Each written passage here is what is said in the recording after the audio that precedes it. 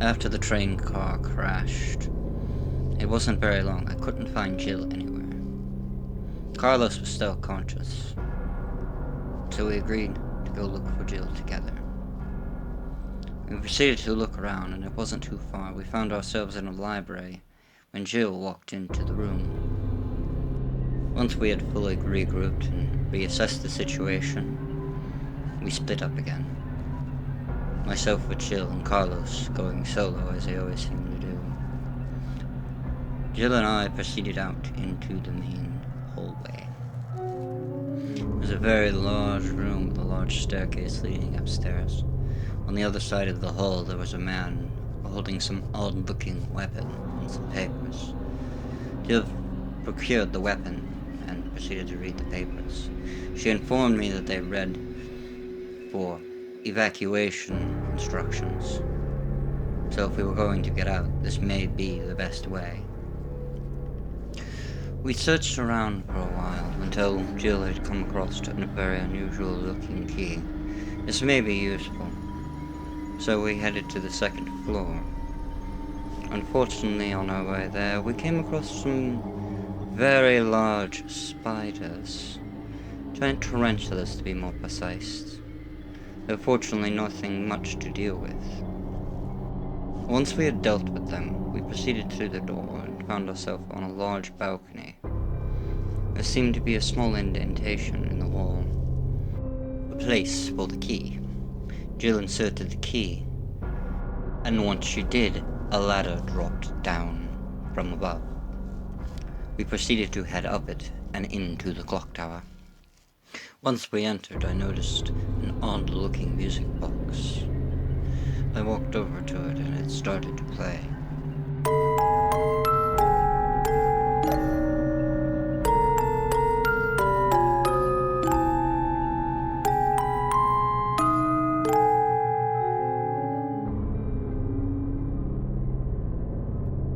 Ooh, that's god-awful. It must be off. I started to tinker with it a little bit. After a while, it started up again, and it played and it sounded quite elegant.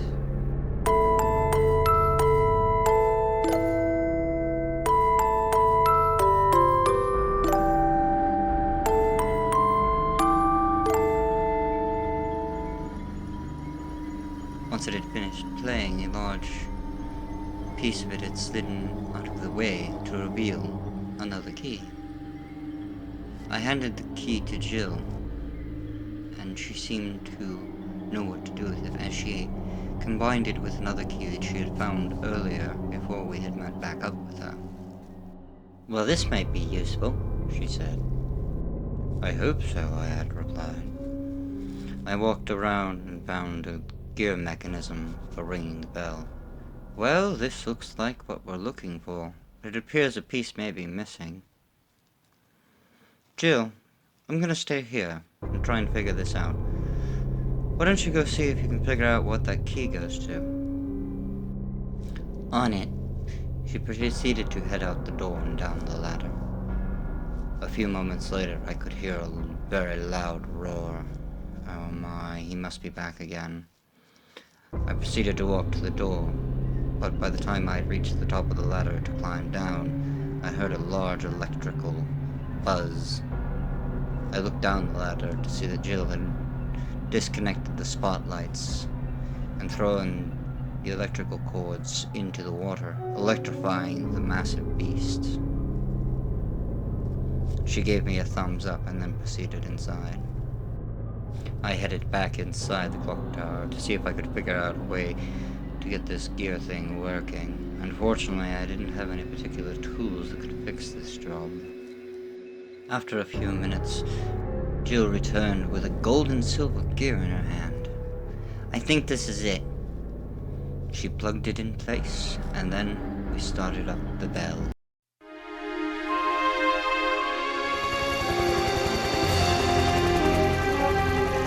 We're saved. Down here! It's finally over. Huh? No!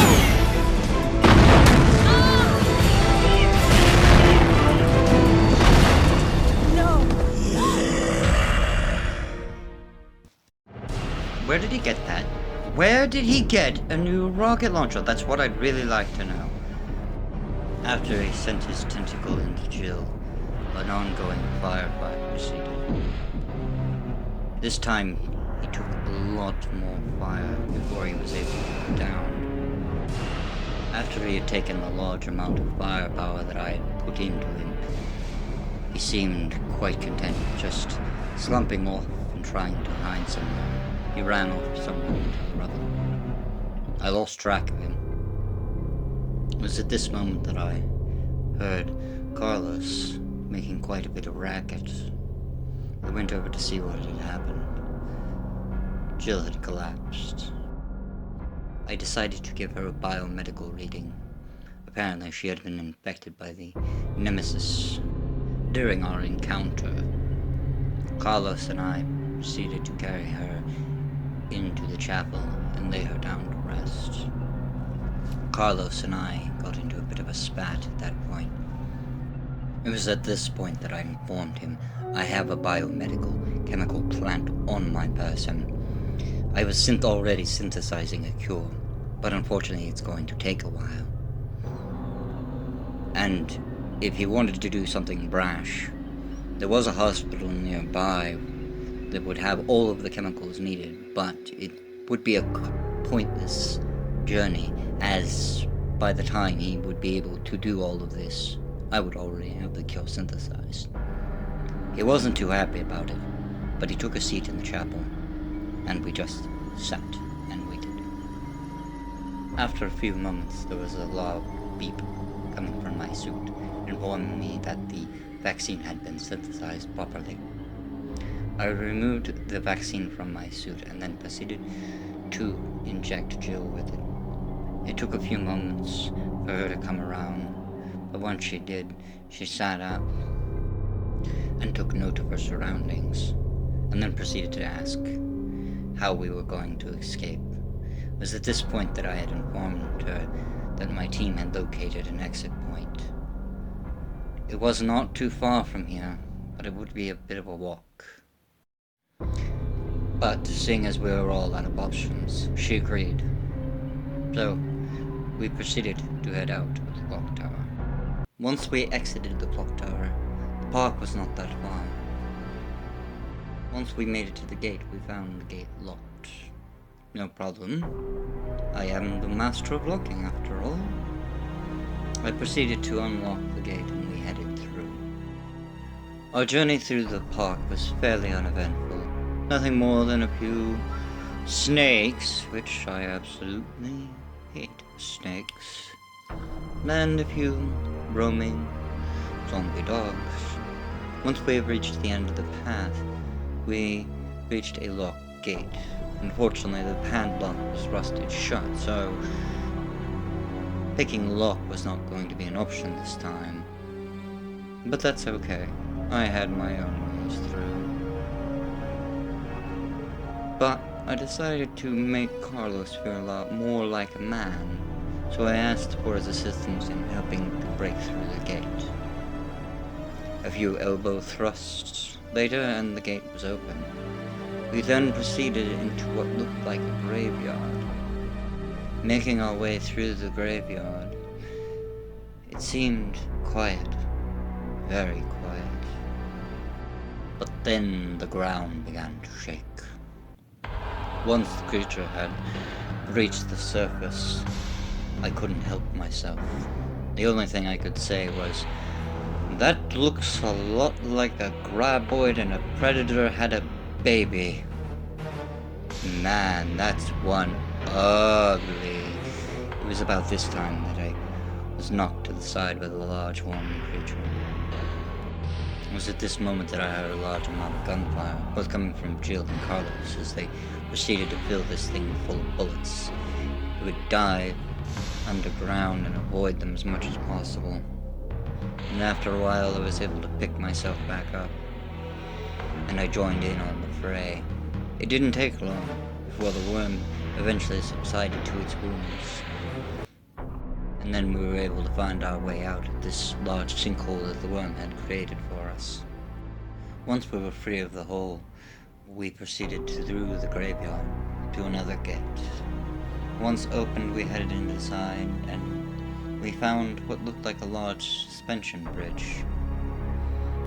We proceeded to cross it, but halfway through, the rope started to snap, and we all fell into the drink below. Fortunately for us, when we had fallen, we had just so happened to fall in an entryway for the water for the facility.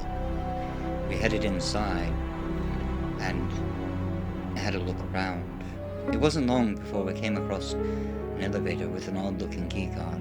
Unfortunately for me, I had just so happened to have the proper clearance for this door. I swiped the keycard, and we headed up. Once we had reached the top floor, we found ourselves standing on what looked like a helipad, and there was a helicopter there waiting, unguarded. We had a look around for a few moments. We found that the chopper's pilot door was firmly locked, with no available way of opening it from the outside. So, we proceeded to wait for the rest of the team to show up at this evacuation point.